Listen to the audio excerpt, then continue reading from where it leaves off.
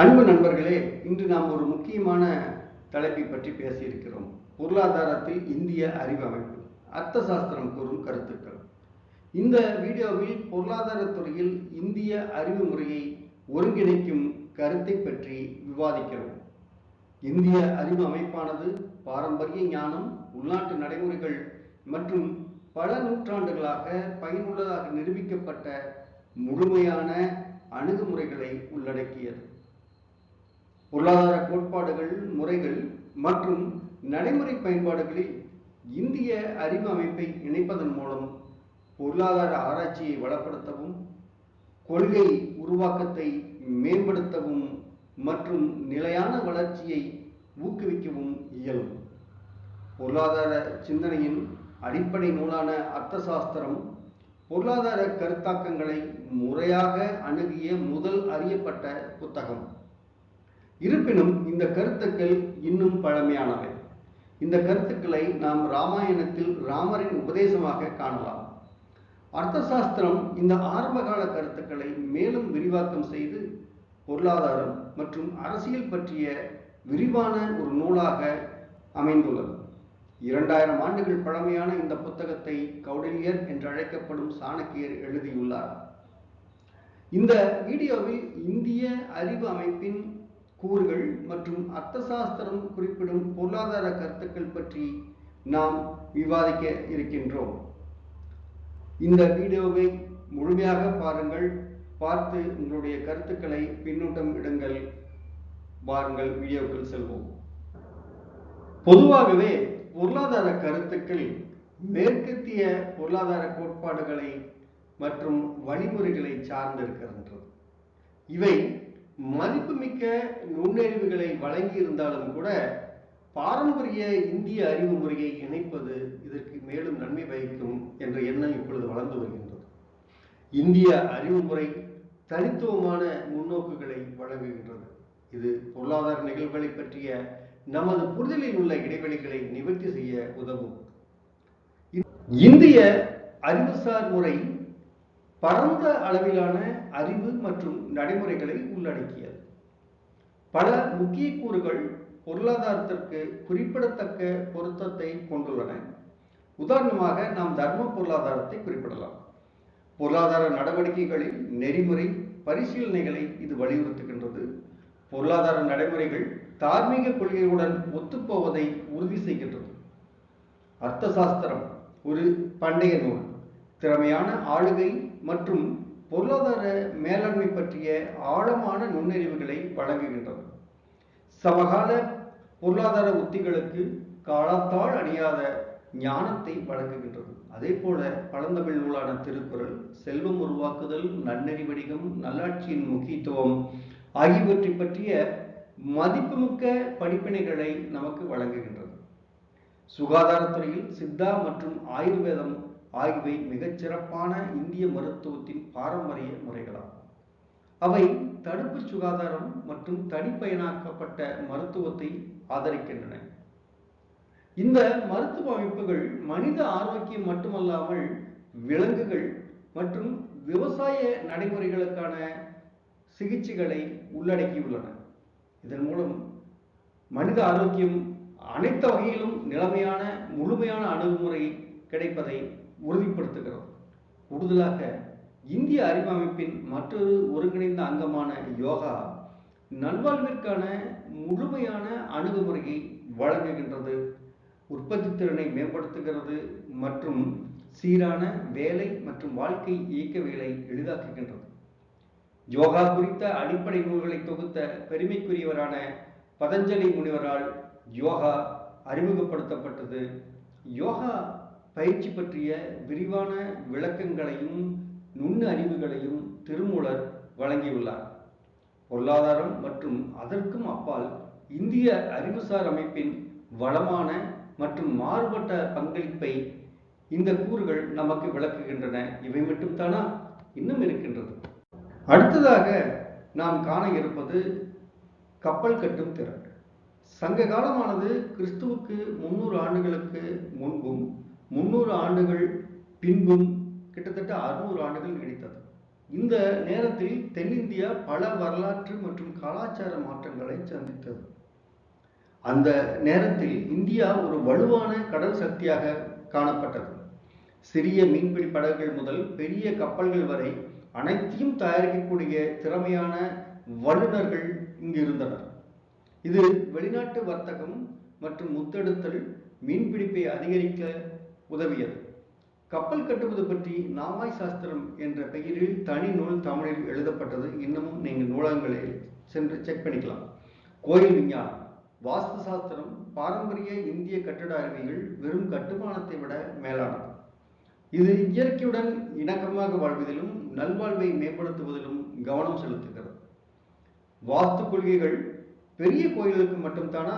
அல்ல அல்ல, அவை வீடுகள், பொது இடங்கள் மற்றும் நகர திட்டமிடலுக்கும் பயன்படுத்தப்பட்டன. இந்தியாவின் பிரம்மாண்டமான கோயில்களில் பல நூற்றாண்டுகளாக வாஸ்து கட்டடக்கலையை எவ்வாறு பாதித்துள்ளது என்பதை காட்டுகின்றது. அவை வழிபாட்டு, அறிவு, கலை மற்றும் கலாச்சாரத்தின் மையங்களாக மாற்றியுள்ளது. நீர் மேலாண்மை அறிவு. பண்டைய இந்தியாவின் நீர் மேலாண்மை அமைப்புகளானது மிகவும் ஆச்சரியமானவை. உள்ளூர் புவியியல், சுற்றுச்சூழல் மற்றும் காலநிலைக்கு ஏற்றவாறு அவை வடிவமைக்கப்பட்டுள்ளன. உதாரணமாக நாம் கல்லணையை குறிப்பிடலாம். 1000 ஆண்டுகள் கடந்தாலும் இன்னமும் அதே கம்பீரத்துடன் அது நிற்கின்றது. இந்த அமைப்புகள் சமூகங்கள் மற்றும் பண்ணைகளுக்கு போதுமான தண்ணீர் இருப்பதை உறுதி செய்தன. அவர்கள் கால்வாய்களை கட்டினார்கள் மற்றும் மழைநீர் சேகரிப்பு நுட்பங்களை பயன்படுத்தி உள்ளூர் நீர் பிரச்சனைகளை தீர்க்க உதவினார்கள்.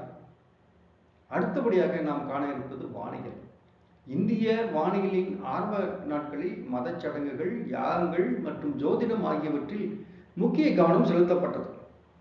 காலப்போக்கில் இந்த அடிப்படை அறிவு அறிவியல் சிந்தனை, புதிய கண்டுபிடிப்புகள் மற்றும் புதிய கோட்பாடுகளை உருவாக்க வழிவகுத்தது. இந்திய அறிவு முறையானது மழை பொழிவு முறைகள் பற்றிய விரிவான அவதானிப்புகள், பண்ணை விளைச்சலை மேம்படுத்துதல், காலநிலையை ஆய்வு செய்தல், பருவங்களை அடையாளம் காணுதல், கிரகங்களின் இயக்கங்களை புரிந்து கொள்வது மற்றும் நேரம் மற்றும் நாட்காட்டிகளை கணக்கிடுதல் ஆகியவற்றை உள்ளடக்கியவை. இந்த நடைமுறை மற்றும் அறிவியலின் கலவையானது பிற்காலத்தில் பல அறிவியல் துறைகளில் முன்னேற்றம் அடைய உதவியது. அடுத்ததாக வேத கணிதம். இது கணித எண்கணிதத்தை எளிதாகவும் விரைவாகவும் தீர்ப்பதற்கான நுட்பங்களை, சூத்திரங்களை கொண்டதாகும். இது பண்டைய வேதங்களிலிருந்து தோன்றியவை. நுட்பங்களின் அடிப்படையில் எண்கணிதம் முதல் சிக்கலான இயற்கணிதம் மற்றும் வடிவியல் வரை பரந்த அளவிலான கணித கருத்துக்களை உள்ளடக்கியவை. இது தவிர இந்திய அறிவு முறை உளவியலையும் உள்ளடக்கியிருக்கிறது.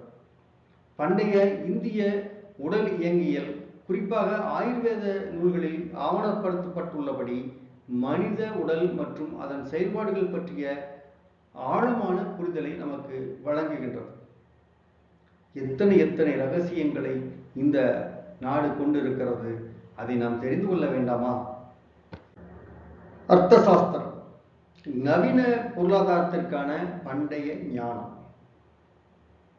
அன்பு நண்பர்களே, அர்த்த சாஸ்திரம் என்பது அரசாட்சி, பொருளாதாரம் மற்றும் இராணுவ தந்திரங்கள் பற்றிய ஒரு பழமையான இந்திய நூலாகும். கௌடில்யர் என்றழைக்கப்படும் சாணக்கியரால் எழுதப்பட்ட இந்த நூலானது இந்திய அரசியல் மற்றும் பொருளாதார சிந்தனையின் ஆரம்பகால நூலாக கருதப்படுகிறது. கிமு 3ஆம் நூற்றாண்டில் எழுதப்பட்ட அர்த்த சாஸ்திரம் ஒரு நாடு மற்றும் அதன் பொருளாதாரத்தை நிர்வகிப்பதற்கும் அதன் செழிப்பை உறுதி செய்வதற்கும் குறிப்பிடத்தக்க விரிவான ஆலோசனையை வழங்குகின்றது. இந்த வீடியோவில் அர்த்த சாஸ்திரம் கோடிட்டு காட்டியுள்ள முக்கியமான பொருளாதார கருத்துக்களை மற்றும் நவீன பொருளாதாரத்தின் சவால்களின் பின்னணியில் அதன் பொருத்தம் எவ்வாறு உள்ளது ஆகியவற்றை பற்றி நாம் சுருக்கமாக ஆராய்வோம். பொருளாதார நடவடிக்கைகளை ஒழுங்குபடுத்துவதிலும் வழிநடத்துவதிலும் அரசின் வலுவான பங்கு இருக்க வேண்டும் என்று அர்த்த சாஸ்திரம் கருதுகிறது. சுரங்கம், விவசாயம், வர்த்தகம் மற்றும் உற்பத்தி போன்ற முக்கிய துறைகளை மேற்பார்வையிடும் பொறுப்பு அரசுக்கு இருந்தது. இது திறமையான வள ஒதுக்கீட்டை உறுதி செய்தது, குடிமக்களுக்கு சுரண்டலிலிருந்து பாதுகாப்பு அளித்தது மற்றும் ஒட்டுமொத்த பொருளாதார வளர்ச்சியை மேம்படுத்தியது.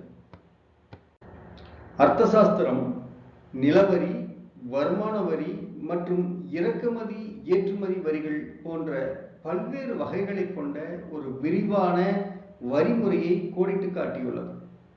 இந்த அமைப்பு பொதுப்பணிகள், இராணுவ செலவுகள் மற்றும் சமூக நலத்திட்டங்களுக்கு நிதியளிக்க அரசுக்கு நிலையான வருவாய் கிடைப்பதை உறுதி செய்தது.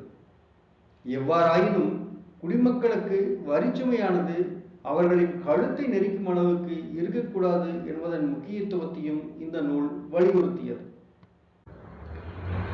அர்த்தசாஸ்திரமானது விவசாயத்தை ஒரு வலுவான பொருளாதாரத்தின் அடித்தளமாக கருதியது.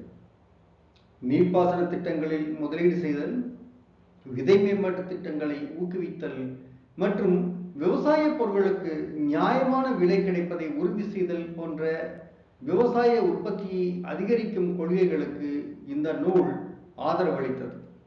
இந்த நடவடிக்கைகள் உணவு பாதுகாப்பை அதிகரிப்பது, மக்களின் தேவைக்கு அதிகமாக உணவு உற்பத்தியை மேம்படுத்துவதன் மூலம் வர்த்தகத்தை மேம்படுத்துவது மற்றும் பெரும்பான்மையான மக்களின் வாழ்வாதாரங்களை மேம்படுத்துவதை நோக்கமாக கொண்டவையாகும். பொருளாதார முன்னேற்றம் மற்றும் வளத்திற்கு வாணிபத்தின் முக்கியத்துவத்தை அர்த்தசாஸ்திரம் உணர்ந்துள்ளது. நியாயமான வர்த்தக நடைமுறைகளை உறுதி செய்யவும் மற்றும் நன்கு செயல்படும் சந்தைகளை நிறுவும் விதிமுறைகளுக்கும் இந்த நூல் வழிவகுத்தது. இந்த விதிமுறைகள் எடைகள் மற்றும் அளவுகள், தயாரிப்பின் தரம் மற்றும் கடன் வசூல் செய்தல் போன்ற சிக்கல்களை நிவர்த்தி செய்ய உதவியது.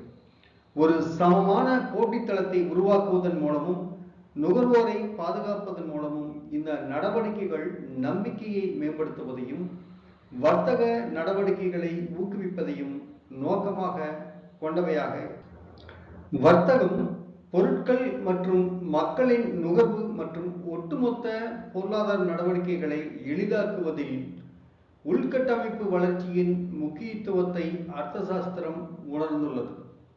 சாலைகள், கால்வாய்கள், துறைமுகங்கள் மற்றும் பொது கட்டடங்களை கட்டுவதற்கும் பராமரிப்பதற்கும் முதலீடு செய்ய இந்த நூல் பரிந்துரைத்தது.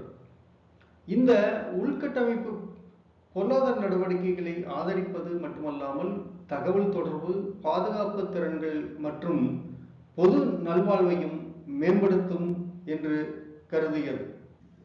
அர்த்தசாஸ்திரமானது நாட்டிற்கு ஒரு வலுவான அரசு இருப்பது அவசியம் என்று வாதிடுகிறது. அதே வேளையில் தொழிலாளர்களின் உரிமைகள் மற்றும் நல்வாழ்வை பாதுகாப்பதன் முக்கியத்துவத்தையும் அது வலியுறுத்துகிறது. இந்த நூல் நியாயமான ஊதியங்கள், நியாயமான வேலை நேரம் மற்றும் திறன் மேம்பாட்டு திட்டங்களில் முதலீடு செய்தல் ஆகியவற்றை ஊக்குவிக்கிறது. இந்த நூலானது சில துறைகளில், குறிப்பாக அரசு நடத்தும் தொழில்களில் முற்றுரிமையை, அதாவது மோனோபொலியை ஆதரித்தது. இந்த நூல் பாதுகாப்பு போன்ற அடிப்படை தொழில்கள் மற்றும் மூலோபாய இருப்புக்கள் மீது அரசாங்கத்தின் கட்டுப்பாடு தேவை என்று கருதியது. இந்த அணுகுமுறை தேசிய பாதுகாப்பை உறுதி செய்வதையும், முக்கிய வளங்களை சுரண்டுவதை தடுப்பதையும், நாட்டிற்கு வருவாய் ஈட்டுப்படுவதையும் நோக்கமாக கொண்டது. எவ்வாறாயினும் கூட அதிகப்படியான அரசாங்க கட்டுப்பாடுகள் பிரச்சனைகளை ஏற்படுத்தும் என்பதையும் இந்த நூல் எச்சரித்தது. அளவுக்கு அதிகமான கட்டுப்பாடுகள் புதுமை மற்றும் பொருளாதாரத்தின் வளர்ச்சியை பாதிக்கக்கூடும். அதே நேரத்தில் நுகர்வோரை சுரண்டவும், போட்டியை நசுக்கவும், முற்றுரிமை தோண்டுவதை தடுக்க சந்தை ஒழுங்குமுறையின் அவசியத்தை அர்த்தசாஸ்திரம் வலியுறுத்துகின்றது. மேலும் விலையேற்றத்தை தடுக்கும் நடவடிக்கைகள், தயாரிப்பின் தரத்தினை உறுதிப்படுத்துதல் மற்றும் போட்டியை ஊக்குவித்தல் ஆகிய செயல்களின் அவசியத்தை இந்த நூல் வலியுறுத்துகின்றது. இந்த நடவடிக்கைகளானவை உற்பத்தியாளர்கள் மற்றும் நுகர்வோர் ஆகிய இரு தரப்பினருக்கும் பயனளிக்கக்கூடிய நியாயமான மற்றும் வினைத்திறன் மிக்க சந்தை சூழலை உருவாக்குவதை வலியுறுத்துகின்றது. தேசிய வளத்திற்கு செல்வத்தை உருவாக்குவதன் முக்கியத்துவத்தை அர்த்த சாஸ்திரம் கூறுகின்றது. இருப்பினும் கூட பொறுப்பான செல்வ உருவாக்கம் மற்றும் நெறிமுறைகளின் அடிப்படையில் வணிக நடைமுறைகள் இருக்க வேண்டியதன் அவசியத்தையும் இந்த நூல் வலியுறுத்துகிறது. வளங்களை மிகவும் சமமாக பகிர்ந்தளிப்பதை உறுதி செய்யும் ஒரு முற்போக்கான வரிமுறையை கௌடில்யர் குறிப்பிடுகின்றார். கூடுதலாக அர்த்த சாஸ்திரம் பின்தங்கியவர்களுக்கு உதவுவதற்கும் சமூக ஸ்திரத்தன்மையை பராமரிப்பதற்கும் சமூக நலத்திட்டங்கள் கொண்டு வர வேண்டும் என்று குறிப்பிடுகின்றார். பல்லாயிரம் ஆண்டுகளுக்கு முன்பாக எழுதப்பட்ட இந்த அர்த்த சாஸ்திரமானது நவீன பொருளாதார சவால்களின் பின்னணியில் இன்றும் பொருத்தமான வியக்கத்தக்க நுண்ணறிவு கோட்பாடுகளை வழங்கி வருகிறது. அடுத்த ஒரு நிமிடத்திற்கு அர்த்த சாஸ்திரத்தின் பரந்த ஞானத்தினை சமகால பொருளாதார சவால்களை கையாளுவதற்கான நடைமுறைகளுக்கு எவ்வாறு பயன்படுத்த முடியும் என்பது குறித்து ஆராயலாம். பொருளாதார வளர்ச்சிக்கான நீண்டகால மூலோபாய திட்டமிடலின் ஸ்ட்ராட்டஜிக் பிளானிங் முக்கியத்துவத்தை அர்த்த சாஸ்திரம் வலியுறுத்துகின்றது. இந்த கருத்து எப்பொழுதும் போலவே இன்றும் பொருத்தமாக உள்ளது. காலநிலை மாற்றம், தொழில்நுட்ப இடையூறு மற்றும் உலகமயமாக்கல் போன்ற சிக்கலான சவால்களை எதிர்கொள்ளும் பொழுது அரசாங்கங்கள் நீண்டகால நிலைத்தன்மை மற்றும் செழிப்பை உறுதி செய்யும் விரிவான பொருளாதார உத்திகளை உருவாக்க வேண்டும். வள மேலாண்மை, உள்கட்டமைப்பு மேம்பாடு மற்றும் எதிர்கால பணியாளர்களுக்கான முதலீடு ஆகியவற்றிற்கு அர்த்த சாஸ்திரம் அளிக்கும் முக்கியத்துவம் இந்த முயற்சிக்கு மதிப்புமிக்க வழிகாட்டுதலை வழங்கும் என்று நாம் நம்பலாம். அன்பு நண்பர்களே, இந்த வீடியோவில் இந்திய அறிவு அமைப்பின் ஒரு அங்கமாக உள்ள அர்த்த சாஸ்திரம் மற்றும் அது இன்றைய பொருளாதாரத்துடன் எவ்வாறு தொடர்பு கொண்டுள்ளது என்பதை பற்றி பார்த்தோம். நீண்டகால பொருளாதார செழிப்பிற்கான மூலோபாய திட்டமிடுதல், அதாவது ஸ்ட்ராட்டஜிக் பிளானிங், சந்தை சக்திகளுடன் அரசின் தலையீட்டை சமநிலைப்படுத்துதல், நெறிமுறை வணிக நடைமுறைகள் மற்றும் சமூக நலனை ஊக்குவித்தல், உள்கட்டமைப்பு மற்றும் மனித மூலதன மேம்பாட்டில் முதலீடு செய்தல் போன்ற தலைப்புகள் இன்றும் பொருத்தமாகவே உள்ளன. பள்ளி மற்றும் கல்லூரி மட்டங்களில் நம்முடைய பொருளாதார பாடத்திட்டத்தில் காலங்காலமாக சோதிக்கப்பட்ட இந்த கோட்பாடுகளை நாம் இணைப்பது என்பது ஒரு மிகச்சிறந்த தீர்வாக அமையும். மேலும் இது மாணவர்களுக்கு பொருளாதார கோட்பாடு மற்றும் நடைமுறை பற்றிய விரிவான புரிதலை ஏற்படுத்தும் என்று நான் நம்புகின்றேன். இந்தியாவின் வளமான அறிவுசார் பாரம்பரியத்தினை மாணவர்களுக்கு கற்பிக்கும் பொழுது அவர்களுக்கு இந்த தேசம் மற்றும் அதன் பாரம்பரியம் குறித்த பெருமிதம் மற்றும் பாராட்டு உணர்வை வளர்க்கும். உலக பொருளாதாரத்தின் சிக்கல்களை இந்திய ஞானத்துடனும் பொறுப்புடனும் வழிநடத்தக்கூடிய எதிர்கால தலைமுறைகளை நாம் உருவாக்க வேண்டியது அவசியம். கவனமான ஆய்வு மற்றும் விவாதத்திற்கு பிறகு இந்திய அறிவுசார் முறை மற்றும் அர்த்த சாஸ்திரத்தை பொருத்தமான கல்வி திட்டங்களில் சேர்ப்பதில் பல்கலைக்கழக மானியக்குழு முன்னின்று செயல்பட வேண்டும் என்று நாம் வலியுறுத்துகின்றோம்.